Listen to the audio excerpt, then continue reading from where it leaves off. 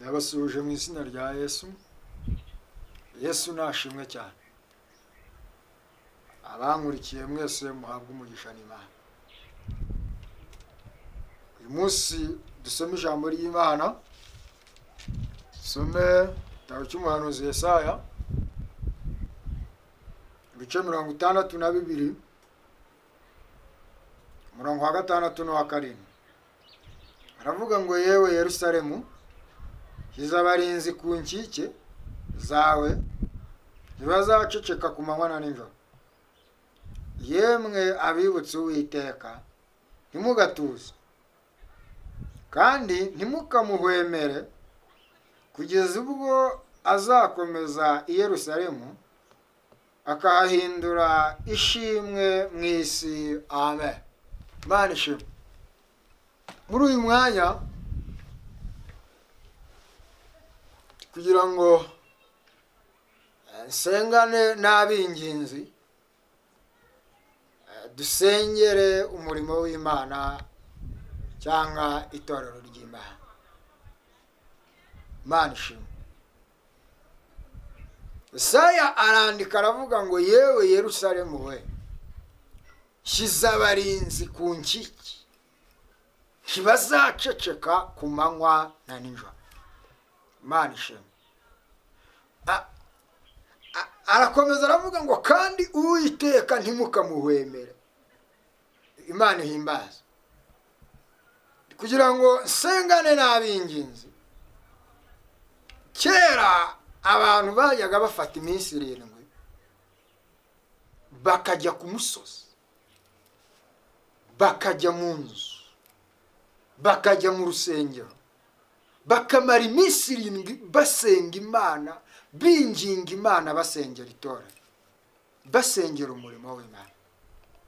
Ariko ubu aho tugeze mu bihe bikomeye, kuko habaye hari n'abakibikora ni bake cyane. Ariko dukeneye gusenga Imana kugira ngo yongere izane reveye mu isi yose, yongere izane ububyutse mu isi yose, kugira ngo Imana idutabare, iturengerere isi, kugira ngo igabanye abarimbuka, yongere abakizwa.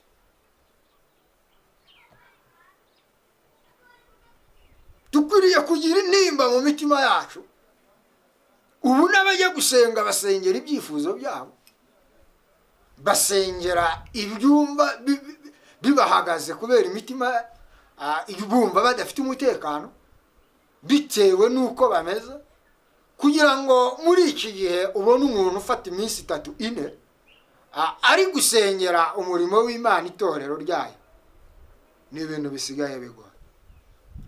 Ariko ngize ngo dufate umwanya dusengere isi yose, dusenge Imana, tuyisabe, tuyinginge, tuyihendahende, yemere guhendahendeka, kugira ngo igarure reveye mu isi yose.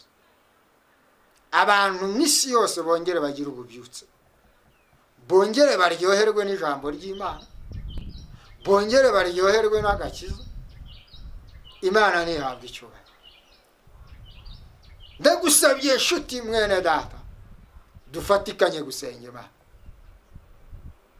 Sabye abinginzi kugira ngo dufatikanye gusenga Imana, dusengere isi yose muri rusange, dusengere itorero ry'Imana. Mureke dusenge Imana. Ariko Yesaya arandika aravuga ngo shyize abarinzi ku nkike, ntimugatuze ku manywa na nijoro, mujye muhora mutaka, ntimukamuhwemere.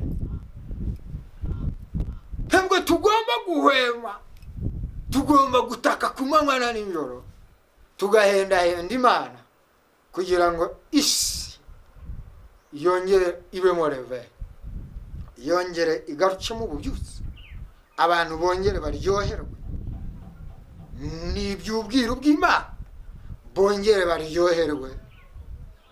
baryoherwe bumva ijambo ry'Imana rikibaryohe.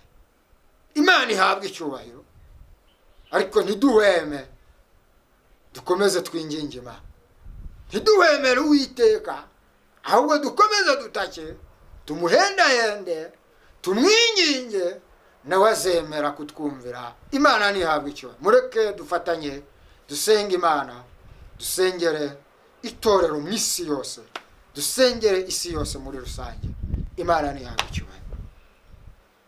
Mana, mu izina rya Yesu Kristo, turagushimiye ko uri Imana yumva gusenga kw'abagutakira ku manywa na nijoro.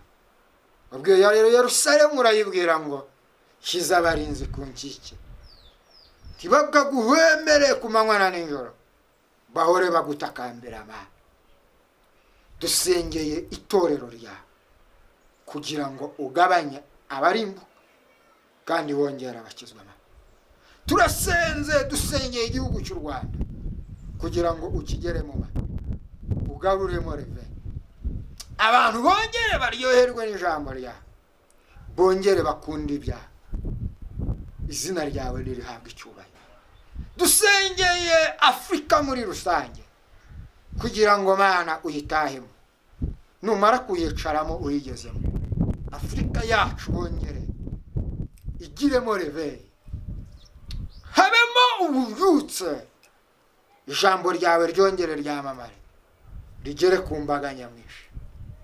Ndagushimiye Mana. Dusengeye imigabane yose, dusengeye Amerika, dusengeye Aziya, dusengeye Oceania, dusengeye imigabane yose y'isi kugira ngo wongere ugarure mu bubyutse. Wongere ugarure mu bubyutse. Turasenze tugira tuti Mana, kora igitangaza, wongere habeho reve, abantu bongere baryoherwe, abantu bongere bakunda ijambo ryawe.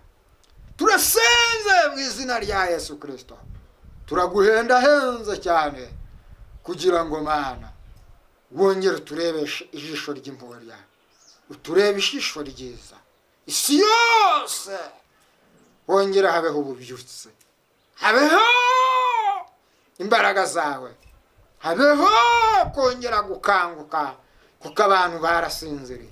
Abantu bongere bakanguke babone ubwiza bwawe. Turagushimiye Mana kuko ukoze igitangaza, ugaruye ububyutse mu mitima y'abantu, abari basinziriye ukabakangura, abari baguye ukababyutsa, maze ubwami bwawe bukamamara, maze inkuru nziza ugakwiza impumuro nziza isi yose, kugira ngo tuzaronke ubugingo buhoraho iteka mwisho. Tugushimiye kuko wumvishe gusenga kwacu, mu izina rya Yesu Kristo. Amen. Shalom, shalom. Amen.